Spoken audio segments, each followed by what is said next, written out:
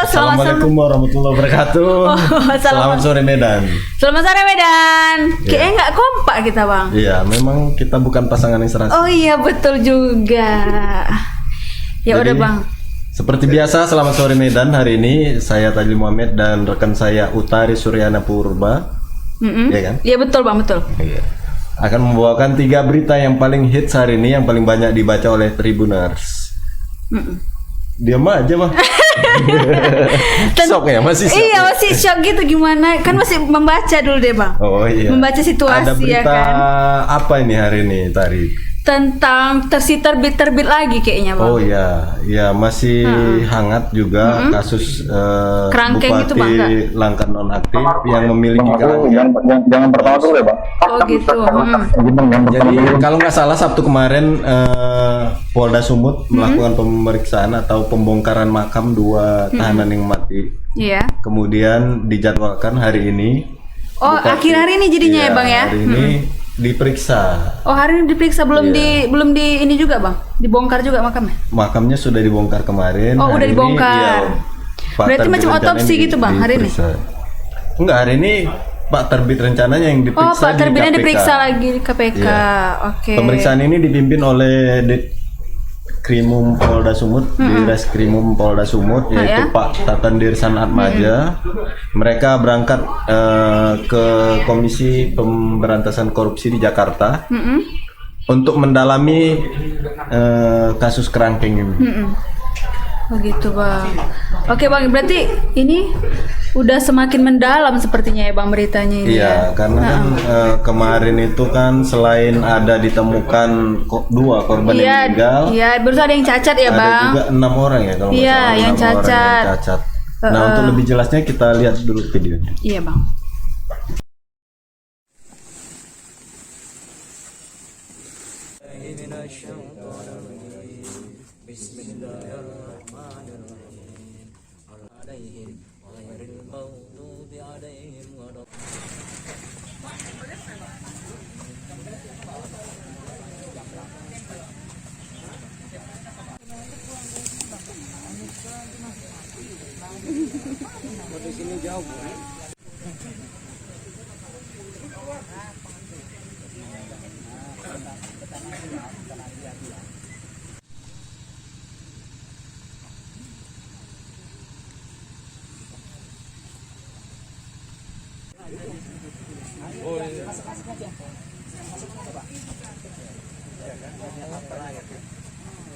Tanah sama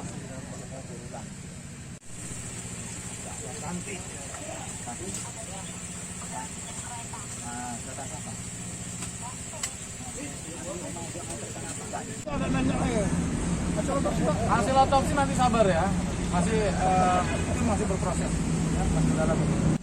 Ya, Pak. Ya betul, hari ini penyidik di Treskrim Polda Sumatera Utara yang berkoordinasi dengan teman-teman KPK untuk mengambil keterangan Bupati Langkat nonaktif. Jadi saat ini teman-teman di Treskrim masih sedang bekerja untuk mendalami di gedung KPK. Jadi Pak, setelah diperiksa ini apakah statusnya akan naik ke penyidikan, Pak? Nanti ya pengembangan dari hasil pemeriksaan yang saat ini sedang dilakukan bagaimana kita lihat nanti. Pak, Ya, materi pemeriksaannya terkait apa aja, Pak? banyak hal ya, banyak hal terkait dengan peristiwa yang ada di kerangkeng tersebut. Ini rangkaian pemeriksaan atau cuma hanya sekedar klarifikasi saja yang dilakukan sama tim Polda Sumatera Utara? Jadi Polda Sumatera Utara mendalami beberapa keterangan-keterangan yang sudah diberikan oleh saksi-saksi sebelumnya, dan ini salah satunya adalah dengan mengambil keterangan atau menginterogasi Bupati Langkat nonaktif sebagai pemilik daripada kerangkeng tersebut. Jadi banyak hal, dan ini menjadi rentetan dari proses penyelidikan yang dilakukan. Pak, terkait warganya yang kemarin belum Menghadiri, Pak? menghadiri undangan verifikasi oleh Polda Sumut, itu apakah sekarang sudah menghadiri Pak, atau gimana? Belum, jadi memang kita sudah melayangkan undangan, tetapi belum bisa dihadiri, dan tentu nanti kita jadwalkan ulang ya untuk undangan klarifikasi. Itu undangan itu sudah berapa kali Pak? Undangan Diulangi? klarifikasi sekali. Baru sekali Pak ya? Ya. Hasil otopsi bagaimana Pak Kabit? Sudah keluar hasil otopsi dari Hasil otopsi nanti kita masih nunggu tim forensik ya. Sabar ya teman-teman ya. Sabar dulu ya. Oke. Saksi Pak ada penambahan Pak? Lebih dari 65. Hasil otopsi.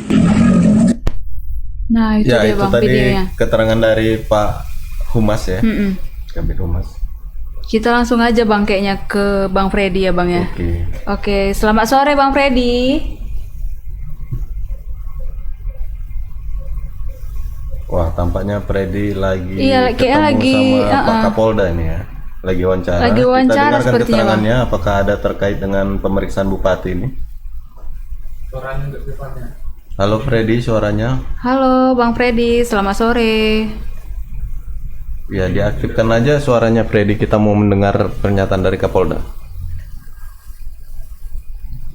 Ya, oke, terkait dengan progres yang sudah signifikan, Pak Lasari sudah melakukan penyelidikan yang sudah hampir semua progres. Terkait dengan bersama antara dengan Komnas HAM dengan dugaan penganiayaan korban yang meninggal dunia hasil otopsi berarti sudah kita sampaikan pada waktu itu dengan Komnas HAM, teman-teman. Kita rilis hasil kita. Bersama Komnas HAM juga apa yang kita temukan ternyata sama. Bahkan kita lebih banyak. Ya, termasuk itu. Dan pada waktu kita rilis kan sudah sama-sama. Kita menemukan ada orang meninggal. Kan kemarin sebutan itu. Kita rilis di sini. Ada orang yang dianiaya. Jadi tadi kan waktu kemarin rilis saya sampaikan tidak boleh ada orang meninggal.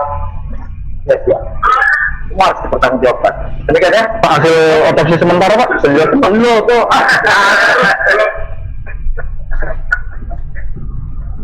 Halo? Ya, Freddy, bisa dilaporkan apa tadi pernyataan dari Kapolda terkait pemeriksaan Pak Terbit ini? Ya, halo. Halo, selamat sore. Ya, suaranya Freddy. Halo, selamat sore Bang Freddy. Suaranya belum kedengaran nih Freddy. Masih termute Bang.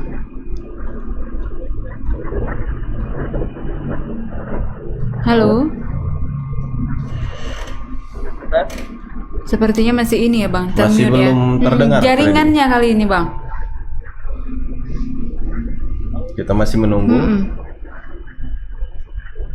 Kayak tadi Bapak Kapolda terburu-buru ya Bang. Nah, ini doorstop, wawancara doorstop. Jadi mereka mencegat Kapolda saat keluar Oh, untuk begitu. wawancara. Ya, Freddy, bisa dilaporkan apa pernyataan dari Kapolda ini?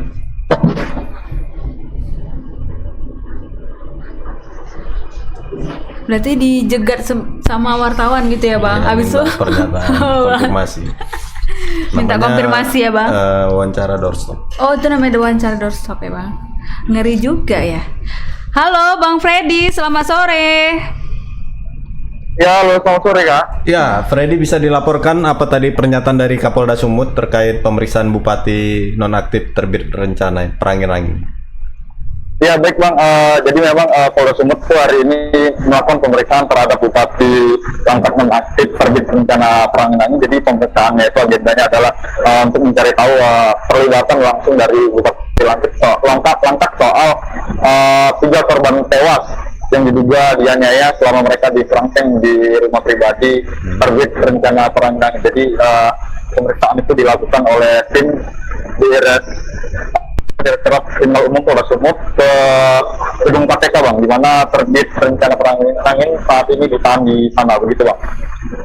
Ya, apakah saat ini jumlahnya masih tetap korban yang meninggal itu 2 dan yang cacat itu ada 6 orang?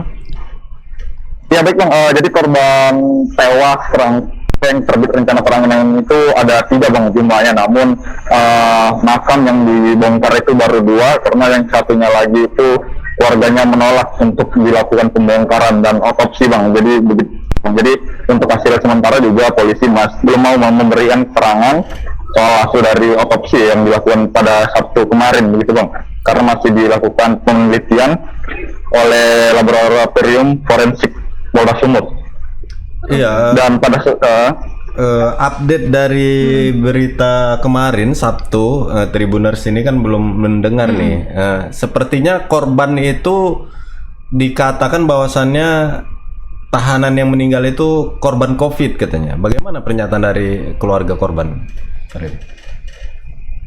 Iya Bang, jadi memang kemarin itu waktu dilakukan pembongkaran kuburan itu pada Sabtu kemarin itu salah satu keluarga itu menyatakan bahwa pada saat Saryanto itu dinyatakan tewas, itu jenazahnya diantarkan malam-malam oleh anggota-anggota dari Terbit Rencana Perangin-Angin itu, dan Saryanto dinyatakan meninggal karena COVID-19 begitu Bang.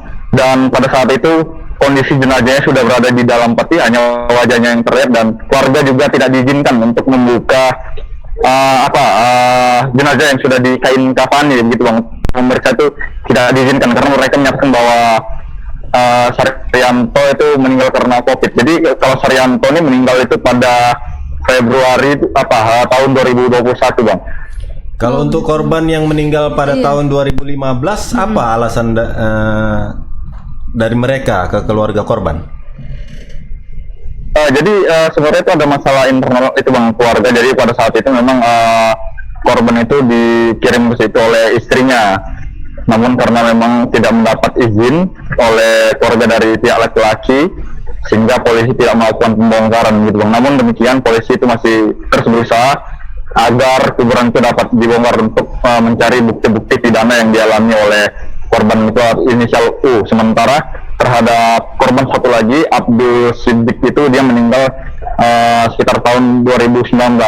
Jadi ini dua korban ini, Abdul Siddiq dan juga Saryanto, ini meninggal itu cukup singkat Bang. Jadi begitu mereka ditahan beberapa hari atau hitungannya sepekan, mereka tuh langsung tewas begitu Bang. Untuk Saryanto sendiri itu dia tuh masuk itu antara 12 Februari, lalu dia meninggal sekitar 15 Februari tahun 2021. Sementara Abdul Siddiq itu sepekan setelah dijebloskan ke kerangkeng itu baru dia meninggal dunia Bang.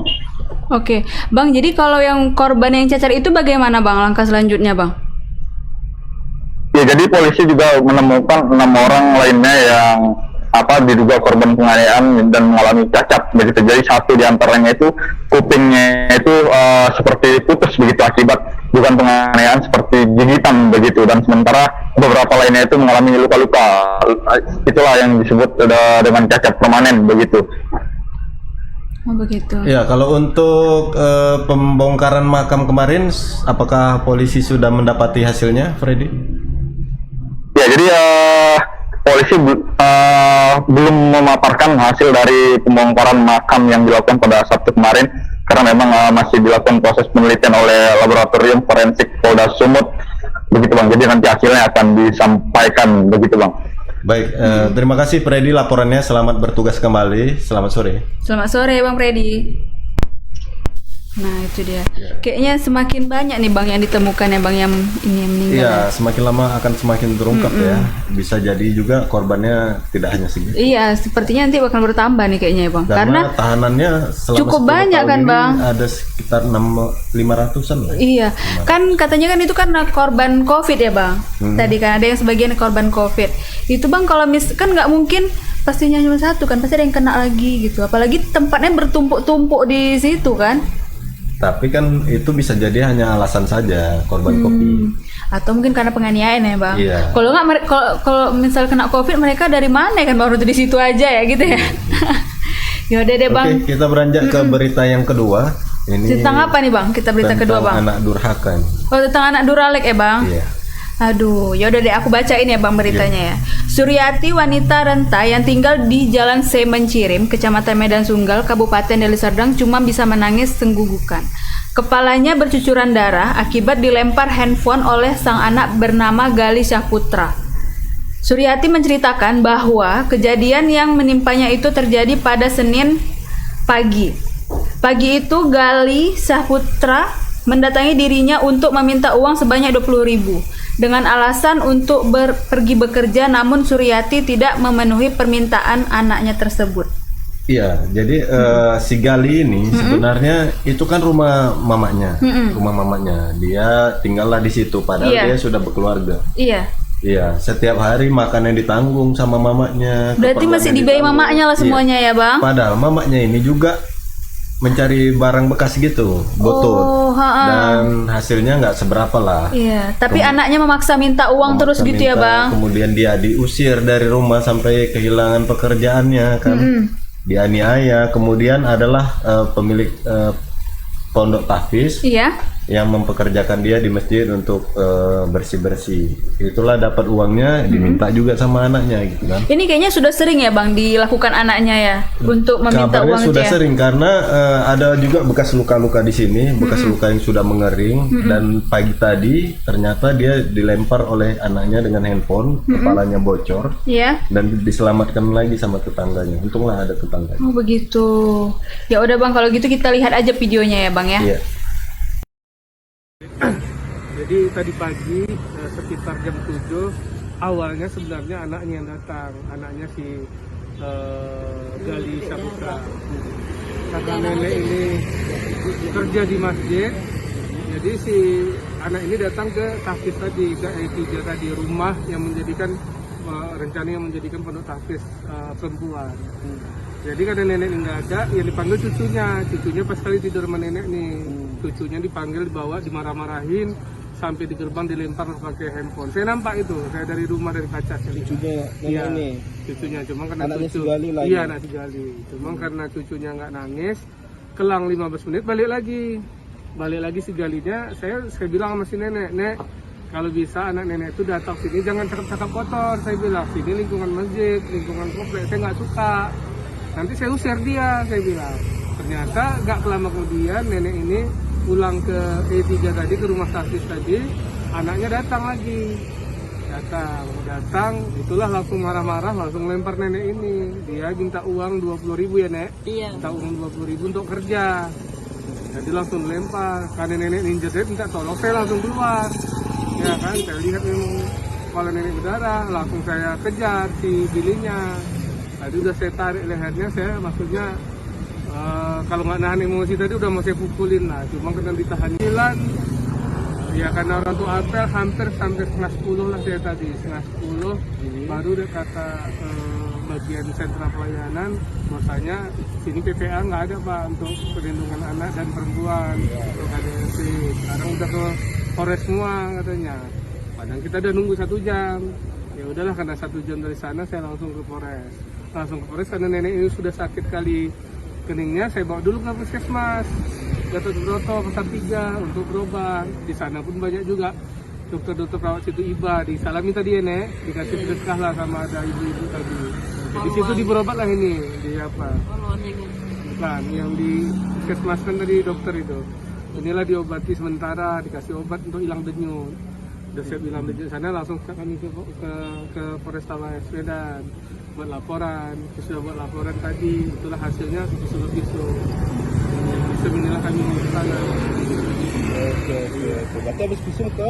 Balik lagi mari, ngantar ke visum. Tapi LP-nya udah siap, Pak? LP-nya sudah di BAP tadi, sudah ada pemeriksaan sementara, sudah kasih visum. Ya siap visum ini kami mau obat ke ibu ini dulu lah, mana tahu mau dijahit, tapi siap dari visum. Jadi nenek ini memang sudah lama sama saya, sudah setahun lebih jadi pegawai masjid saya buat bersihin. Tak besar sih gajinya, cuma 250 kan, nyambil kan, tapi alhamdulillah banyak orang sedekah sama dia kan. Security di masjid aja lah saya untuk malam ini. Besoknya karena saya lihat nenek ini sudah diusir, saya suruhlah juga di pondok pesantren E3 yang untuk putri.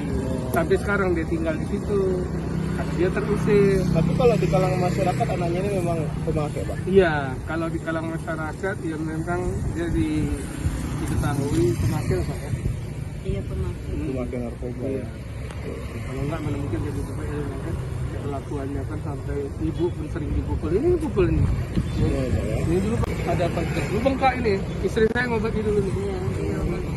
Istri saya ngobatin. Tapi sudah sering mendapatkan luka-luka sering ya, Pak ya? dikejar pakai parang pernah katanya. Kalau dipukul, ditunjang, dimaki-maki lah capek lah. Oke lah. Kerja pakai parang, saya minta tolong sama laki-laki yang duduk-duduk di pinggir jalan itu. Udah berapa tahun Bang kejadian itu kira-kira Bang? Baru-baru Yang mana? tahun ini lah. Apa penganiayaan terhadap ibu, perlakuan anaknya itu Kalau lah? dia sama saya udah hampir setahun lebih nih. Nah, selama mama saya itu udah itu aja lapor sama kita. Sering dimarahi Keluar anaknya. malam saya keluar ke Sering pasar. sering aja pokoknya terus ya. Cuma ini usir permanen karena saya kasih tempat kan. Kalau semalam 2 malam udah sering aja lah dari dulu. Harus jalan saya sendirian malam-malam gak ada orang lewat. Malam jalan. Itu dia bang, yang video tentang pemukulan untuk orang tuanya ya bang ya. Iya. Aduh, semakin kejam aja sepertinya ya sekarang ya bang. Iya, sepertinya ada efek dari Narkoba ya bang. narkoba tadi kata penuturan ibunya kan. Kalau nggak narkoba mana mungkin seperti itu tega menganiaya ibunya sendiri. Iya, Dan benar. juga sudah sering Oh bahkan udah sering terjadi ya bang. iya nyaris membunuh, Heeh. mengejar Sampai pakai parang ya bang. ibunya bagi parang. Aduh, ya udahlah bang kalau gitu kita lanjut aja ke bang Goklas ya bang. Iya, sudah ada Goklas di lapangan. Halo Goklas. Halo bang Goklas, selamat sore. Halo, selamat sore Bang Tazri dan Pak Tari. Bang bisa diinformasikan bang berita terkait Ibu Suryati ini bang? Iya, Ibu Suryati ini kan adalah warga yang berada di Jalan Mencirim ya, di Kecamatan Medan Sunggal, di mana baru tadi pagi dia mengalami peristiwa yang sangat memilukan karena dia waktu itu kan masih berada di Masjid Hikmah, itu tak jauh dari rumahnya. Jadi awalnya sekitar pukul 7 pagi datanglah anak keduanya ini. Jadi Ibu Suryati ini ada 2 anak. Satu tinggal di Jalan Binjai, satu menempati rumahnya yang di Jalan Mencirim. Nah, anak keduanya ini memiliki anak 2, artinya cucu Suryati dari anak kedua ini ada 2 orang. Nah, kebetulan anak kedua dari Galih yang merupakan anak kedua Suryati ini itu sejak semalam tinggal bersama Ibu Suryati. Nah, pukul 7 pagi Galih datang ke rumah yang di dekat masjid tempat Suryati tinggal, yakni dekat Pondok Tahfiz. Jadi dia berjumpa pertama kali bersama dengan anaknya sendiri, si Galih ini. Nah, pada saat berjumpa dengan anaknya terjadi keributan. Si Galih bahkan sempat juga melemparkan handphone ke bagian paha anaknya. Itu berdasarkan penuturan saksi ya, tetangganya sendiri. Nah, setelah itu dia pergi, selang 15 menit datang lagi. Nah, pada saat dia datang lagi ke rumah tersebut, ibunya ini, Suryati ini, itu pas berada di rumah dan dia minta uang 20.000 untuk mencari kerja.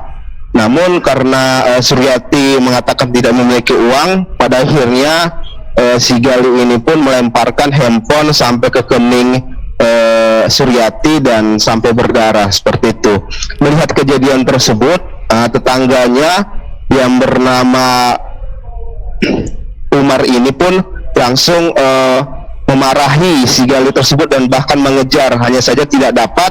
Dan karena melihat kondisi Ibu Suryati sudah tidak baik, maka dia langsung dilarikan ke rumah sakit terlebih dahulu. Seperti itu Kak Tari dan Bang Tazri. Oke, jadi bang pada saat kejadian itu apakah hanya cuman bapak siapa tadi bang? Umar. Bapak Umar itu yang ada di lokasi bang? Dan bagaimana reaksi warga yang lain bang melihat Ibu Suryati yang bercucuran darah ini bang? Nah, karena Galih pada saat itu kan sebenarnya dia sebelum melemparkan handphone itu sempat cekcok. Jadi dia melontarkan kata-kata yang apa ya, kata-kata kotor lah seperti itu. Nah, habis itu si Umar dan warga-warga sekitar, artinya tidak hanya Umar sebenarnya, tapi tidak terlalu ramai juga, paling ada 5 orang 6 orang seperti itu langsung memarahi si Galih jangan sampai diusir oleh warga seperti itu. Tapi karena pada akhirnya dia melemparkan handphone, habis itu berdarah kening Suryati, dia sempat dikejar sama warga sekitar. Cuman karena sudah lari jauh dan karena Ibu Suryati juga kondisinya sudah tidak baik, jadi warga pada akhirnya berbondong-bondong membantu Ibu Suryati seperti itu. Untuk saat ini apakah mereka sudah melaporkan kejadian ini ke pihak kepolisian, Goklas? Nah, tadi sebenarnya Umar yang mendampingi Suryati untuk ke pihak kepolisian ya. untuk melaporkan kejadian tersebut. Pertama-tama tadi pagi itu ke Polsek Sunggal terlebih dahulu karena di Polsek Sunggal itu tidak ada unit PPA-nya ya, kurang berkompeten, maka pindahlah ke Polrestabes. Tapi sebelum ke Polrestabes, luka dari Bu Suryati ini pun diperban terlebih dahulu di Puskesmas dekat Jalan Subroto. Seperti itu, Bang Tazli dan Kak Tari. Oke, Bang, apakah ini kan pengakuan ibunya si Gali ini kan pencanduan narkoba ya? Apakah itu benar, Bang? Nah, memang apakah urinnya sudah dicek oleh pihak kepolisian? Kan memang sampai saat ini kan pihak kepolisian masih mencari pelaku ya. Tapi berdasarkan penuturan warga-warga sekitar, juga berdasarkan keterangan Umar selaku tetangga, memang anaknya ini si Gali ini terkenal sebagai orang pemakai narkoba seperti itu. Nah, sebenarnya tidak hanya Umar, tapi anak pertamanya yang di Jalan Binjai itu juga dikabarkan pemakai narkoba juga. Makanya kedua orang ini, putranya ini memang sangat membebankan kehidupan Ibu Suryati. Setiap hari meminta uang, lalu tidak memiliki pekerjaan yang tetap, dan si Gali ini juga sebenarnya sudah ditinggalkan istrinya gitu. Makanya Ibu Suryati ini juga lah ya pada akhirnya menopang untuk ekonomi dua anaknya si Gali ini yang tinggal di rumahnya, seperti itu. Ibu Suryati ini memang tidak memiliki suami, Goklas? Sudah meninggal, Bang, sudah meninggal dunia. Oh begitu. Apakah ini udah sering terjadi, Bang, yang perlakuannya si Gali dan atau anaknya juga sering dianiaya sama Gali itu, Bang? Nah, keterangan tadi kan memang Ibu Suryati masih shock ya, masih belum kondisinya masih belum terlalu memungkinkan untuk kita tanya lebih dalam, tapi dia mengatakan memang beberapa tahun terakhir itu memang dia sudah mengalami beberapa penyiksaan ataupun kekerasan lah yang didapati dari si Gali ini, entah itu pemukulan biasa saja, entah itu sampai melukai tangannya, entah itu ditunjang atau segala macam, dan bahkan anak-anaknya juga katanya kerap kali juga mendapatkan kekerasan seperti itu. Untuk sekarang ini mereka sudah selesai membuat laporan, Goklas? Tadi sekitar pukul 2 siang ya, itu sudah siap membuat laporan di Polrestabes Medan yang menangani unit PPA Reskrim Polrestabes Medan, dan dari pihak kepolisian pun tadi sudah merespon akan segera menindaklanjuti. Sementara Suryati setelah melakukan pelaporan di Polrestabes Medan, dia melakukan visum ya di Rumah Sakit Bayangkara. Oke, Goklas, terima kasih laporannya. Terima kasih, Bang Kita Goklas. nantikan perkembangan terkait kasus ini ya. Selamat sore. Oke, selamat sore Kak Tari dan Bang Tazli. Nah, itu tadi, Bang, tentang Ibu Suryati yang seringkali dianiaya dengan anaknya ya, Bang, karena meminta uang ya. Suami udah nggak ada. Iya benar. Cari uang susah, ketika dapat uang. Ibu itu tadi waktu diwawancarai mengaku kadang nggak makan. Dia puasa Senin Kamis supaya berhemat. Bisa untuk ngasih makan Anaknya. cucunya mungkin ya juga kan, Bang, karena Iya, kan ada cucunya ditinggalkan. Karena istri dari Si anak Gali pergi ya, Bang, dari rumah ya. Aduh Gali kok tega kali lah si Gali ya, sama mamanya ya. semoga kasus ini cepat ditangani oleh pihak kepolisian supaya kondisi ibu ini juga bisa pulih, juga bisa aman, merasa nyaman. Iya benar. Ya udah, Bang, kalau gitu kita lanjut aja langsung ke berita selanjutnya ya, Bang. Tentang kawanan geng motor lagi nih, Bang. Nah, ini sadis juga ini geng motor ini. Aduh. Oke. Kawanan geng motor kembali membuat kekacauan di Kota Medan. Kali ini korbannya adalah 2 sopir ojek online. Muhammad Diki Pranata dan Muhammad Rohid Amim Dilon babak belur setelah diamuk geng motor di kawasan Merdeka Walk pada Minggu dini hari. Diki mengalami memar di bagian mata kirinya, luka di bagian tangan dan kakinya. Sementara itu, Rohid Amim Dilon mengalami luka yang lebih banyak. Ia mengalami robek di bagian pelipis tangan dan kaki. Untuk di pelipis mata kanannya ia mendapat 7 jahitan. Wah, banyak juga ya, Bang, jahitannya itu ya. Iya, dan mereka menganiaya tanpa alasan yang jelas. Tiba-tiba dipukulin. Mungkin mau ngambil sepeda motornya itu, Bang. Kan ojek online kan? Iya. Mungkin mau membegal lah istilahnya ya, Bang ya. Hingga kini ia belum mampu berdiri lama. Ia mengaku masih mengalami pusing di bagian kepala dikarenakan banyaknya darah yang keluar.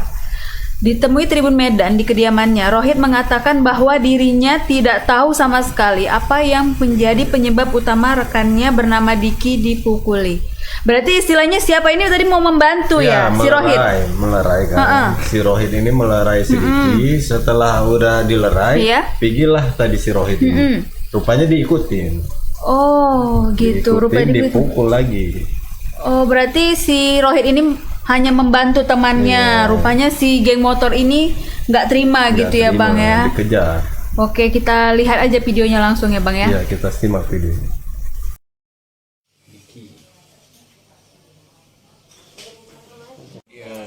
Kronologi awalnya saya kurang tahu. Yang saya tahu di situ kami begitu konser udah bubar, sebagian udah bubar, saya begitu mau ngidupin motor, anak-anak ini larinya ke saya, lari menuju saya, habis itu langsung ngasih pukulan ke mata saya. Jadi kamu dibantu abang yang tadi? Ya, dibantu abang tadi, dibantulah, dikejar sampai depan Podomoro, ya kayak itulah jadinya. Berapa orang tuh? Orang tuh kurang lebih 10 orang, 6 motor. Berarti artinya kamu nggak tahu apa-apa, tiba-tiba langsung dipukulin? Tiba-tiba langsung dipukul. Berapa orang yang mukuli kamu? Yang saya tahu nih yang di mata saya aja, yang nunjang saya nggak tahu ya. Yang mata 1 orang, terus ada lagi yang nendang saya. Itu yang mukuli geng motor atau gimana? Yang saya tahu geng motor sih, katanya anak 3P. Jadi udah buat laporan? Udah.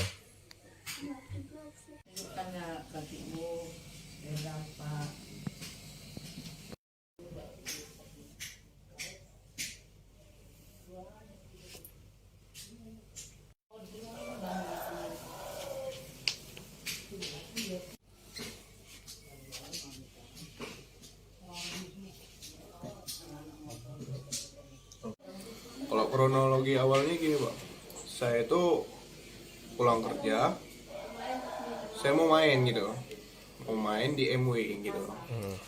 Ya udah sampai ke MW, di situ saya tuh nengok orang si Arif, teman saya juga gojek di situ kan, sama teman-teman saya juga gitu. Main situ saya, rupanya ngobrol-ngobrol bentar nih, ngobrol-ngobrol bentar, saya ikutin sama orang ini, udah kita ke sawan aja duduk, keren dia, mantap di kesawan kalau Rami juga dapat kira sawan lah, cerita-cerita saya sama Arif nih kan. Ya pas kami posisinya cerita berdua sama orang Arif ini, tiba-tiba dia dikeroyok di depan. Itu posisi saya itu di belakang gitu. Dia udah dikeroyok ini bang, di belakang tepak di depan tuh. Jadi saya terkejut lah ini kan, saya tanya, kenapa itu? Selesai dipukul dia, itu lari langsung. Nah, jadi si Arif ini lagi nyelamatin dia, saya ngejar. Nah, udah itu udah posisi udah dapat tuh sampai dekat Podomoro, udah dapat. Udah saya teriakin juga kan, berhenti kok gitu. Pokoknya naik Scoopy di sebelahnya itu nendang saya, kalau nggak ditendang itu bang saya nggak jatuh. Dan selesai itu saya jatuh saya udah nggak sadar lagi, udah nggak ingat apa-apa gitu. Itu di kepala apa aja lukanya bang? Di kepala ini bang, pelipis nih bang. Koyak? Berapa jahitan bang? Kurang lebih 7 bang. Itu akibat jatuh atau dipukul mereka? Kalau yang di pelipis ini bang, saya nggak ingat bang. Pokoknya itu kereta saya ditendang, saya jatuh udah. Habis itu saya udah nggak sadar lain lagi tuh. Jadi udah buat laporan bang? Sudah bang, udah buat laporan kemarin. Di mana bang? Polkabes. Adik saya lah tuh bang, semua yang ngurus. Itu kapan kejadiannya bang? Tepatnya malam minggu lah bang, minggu lah. Minggu dini hari ya? Minggu malam jam 1-an. Nah itu dia bang, tentang kawanan geng motor yang semakin merajalela di kota Medan ini ya bang. Ya kita belum jelas apa motifnya, apa iya, cuma apakah ada aja atau memang mau membegal ya? Atau motif dendam juga bang? Iya kan? Mungkin aja ada motif dendam sama si Diki ya bang. Ya, kita sudah terhubung dengan Padli, kita tanya dulu si Padli. Ya, selamat sore Bang Fadli dan Kak Ari. Nah, di sini hujan Bang, jadi agak apa suaranya. Oke, baik Bang. Oke, Fadli bisa dijelaskan kronologi penganiayaan supir? Iya Bang. Halo. Silakan Fadli. Halo Bang Padli, bisa diinformasikan Bang? Iya. Di sini hujan nggak, jadi nggak dengar. Ya Fadli, bisa dijelaskan kronologi penganiayaan ojek online ini, Fadli? Ya, jadi pada minggu dini hari saat itu memang Diki yang merupakan ojol juga sedang berkumpul bersama temannya, Bang. Nah, jadi di median jalan di kawasan Merdeka Walk.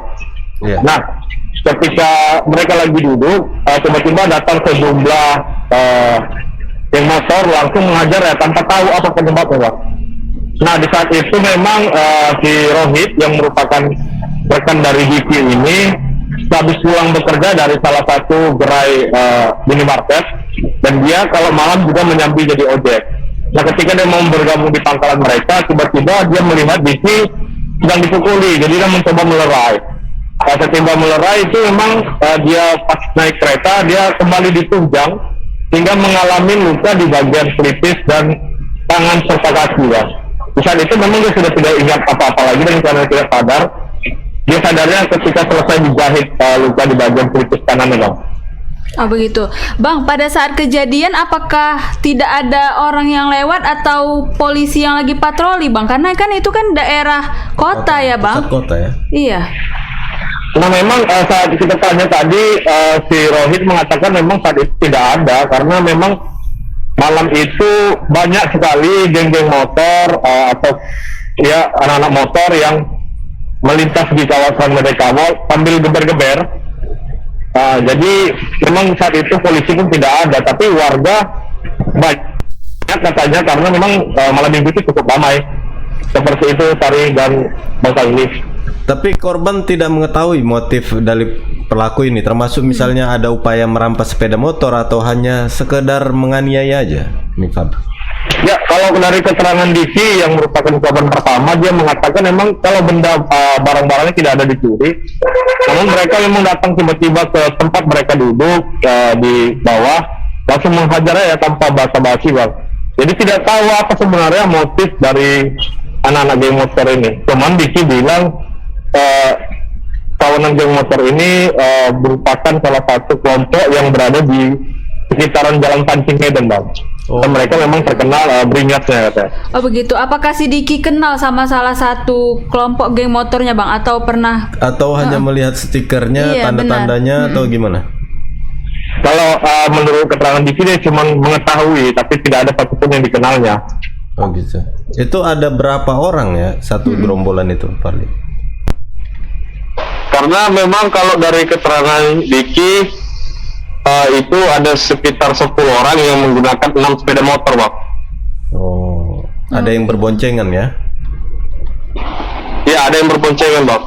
Itu mereka membawa apa? Jadi membawa senjata api atau ada membawa apa gitu, Bang? Tidak ada. Kalau menurut dari keterangan dari Diki memang mereka tidak ada bawa senjata apapun. Namun memang setelah kejadian memang mereka langsung membuat laporan. Setelah si Rohitnya juga sadar, mereka langsung membuat laporan bahwa perbuatan. Untuk saat ini apakah sudah ada konfirmasi dari pihak kepolisian, Fadli?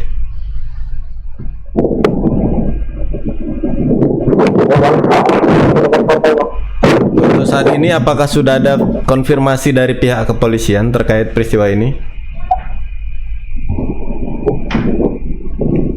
Halo. Halo, Fadli. Selamat sore, Bang Fadli. Halo, Fadli. Ya, Fadli, dengar? Apakah mendengar suara saya, Fadli? Halo, Bang Fadli. Ya, tampaknya ada gangguan. Iya, gangguan sinyal ya, Bang. Saluran, iya. Karena lagi hujan di sana, Bang. Kayaknya di luar lagi hujan ya. Kayak lagi kita lagi seru kan Bang membahas ini ya. Oke, Fadli, kita nantikan perkembangan terkait peristiwa ini dari kepolisian ya. Selamat sore, Fadli. Selamat sore. Aduh, kayak Bang jadi agak-agak was-was ya. Karena kan itu di perkotaan, Bang. Biasanya kan banyak patroli yang lewat. Kok ini nggak ada? Bebas sekali, malam minggu rame geng motor berseliweran. Iya, benar. Itu katanya kabarnya itu geng motor dari Pancing. Wilayah Pancing. Tapi Bang, pernah kemarin aku naik Gojek. Jadi abang-abang Gojek tuh cerita. Jadi mereka itu seringnya emang iya sih Bang, di daerah Pancing sama di arah yang Klenteng itu apa Bang? yang lurus Cemara Asri ya. Cemara Asri. Cemara Asri. Jadi di sana itu juga banyak. Jadi bikin mereka resah lah bang, geng motor ini kan. Ya kadang buat kita resah. lewat agak malam dikit kan jam-jam 11 gitu, mereka itu lewat gitu. Rame-rame ya bang, ngedrak Ugal-ugalan, gitu ya. Aduh ngeri Dan lah. kayak bebas sekali gitu jadinya. Padahal kan itu masih banyak orang yang baru pulang kerja kan bang. Apalagi kan macam di mall, di toko-toko kue, apa kan banyak baru pulangnya jam segitu kan. Kan buat takut juga kayak gitu. Ya kita minta pihak kepolisian bisa mengusut kasus ini dan juga bisa menertibkan kota Medan ini supaya jangan marak kali yang seperti itu. Nggak jelas. Iya benar. Apalagi udah kayak semakin parah ya bang.